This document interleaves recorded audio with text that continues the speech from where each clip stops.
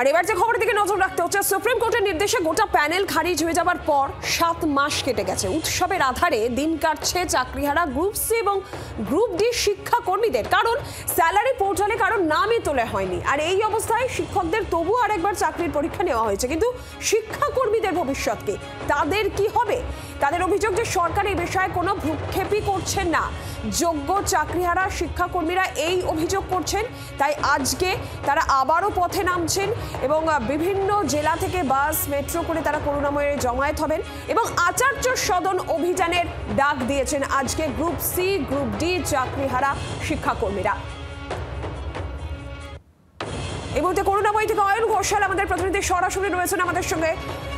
Ayan, group C group D কর্মীরা আজকে আবারও পথে নামছেন, আচার্য সদন অভিযানের ডাক, তাদের করুণাময়ী মোড়ে জমায়েত হওয়ার কথা। আজকে চতুর্থীর সকাল, সব মিলিয়ে এই মুহূর্তে ঠিক কি ছবি?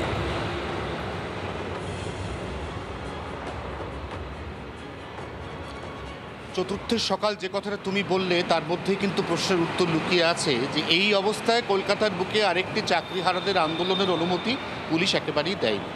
এই অবস্থায় বিভিন্ন জায়গা থেকে এই সমস্ত গ্রুপ সি এবং গ্রুপ ডি চাকরিহারা শিক্ষাকর্মী তারা মেট্রোয় অথবা বাসে করুণাময়ীতে এই জায়গাতেই জমায়েত করবেন। জমায়েত শুরু হবে আনুমানিক সকাল 11টার পর। বেলা 12টা বা 12:30 নাগাদ এখান থেকে ঠিক পরবর্তী যে বাস স্টপেজ রয়েছে আচার্য সদন অর্থাৎ এসএসসি ভবন, এই আচার্য সদন পর্যন্ত তাদের যাওয়ার কথা, কিন্তু তারা আদৌ যেতে পারবেন কিনা তা নিয়ে একটা খুব বড়সড় প্রশ্ন রয়েছে। তার কারণ এখানে বিধাননগর পুলিশ কমিশনারেট মনে করছে করুণাময়ী থেকে ঢিলছোড়া দূরত্বে একাধিক বড় বড় দুর্গা পুজো রয়েছে, সিএ ব্লক রয়েছে, বিসি ব্লক রয়েছে, এডি ব্লক রয়েছে। এই প্রত্যেকটি পুজোতে আর কিছুক্ষণের মধ্যে বা বেলা গড়ালে মানুষ ঠাকুর দেখতে বেরিয়ে পড়বে। আবার যারা ঠাকুর দেখছেন না কিন্তু কলকাতা শহরের প্রবল থেকে প্রবলতর বর্ষণে যারা কার্যত দুদিন ঘরে আটকে ছিলেন, তারা এখানে বিভিন্ন জিনিসপত্র বিক্রির জন্যই হোক বা আনুষঙ্গিক অন্য কাজের জন্যই হোক তারাও রাস্তায় বেরোবেন।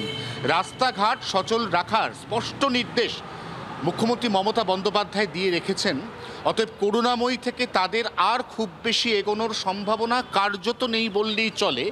এক্ষেত্রে আমরা অতি সম্প্রতি চাকরিহারা শিক্ষকদের যে আন্দোলন দেখেছিলাম, সেখানেও কিন্তু সেই আন্দোলনকে করুণাময়ীতেই আটকে দেওয়া হয়েছিল, যার পুনরাবৃত্তি আজও ঘটতে চলেছে বলে প্রশাসনিক সূত্রে খবর। অন্যদিকে যারা চাকরিহারা শিক্ষাকর্মী তাদের বক্তব্য, চাকরিহারা শিক্ষক নবম, দশম, একাদশ, দ্বাদশ তাদের উপর্যুপরি 2টি রবিবার পরীক্ষা নেওয়া হয়েছে।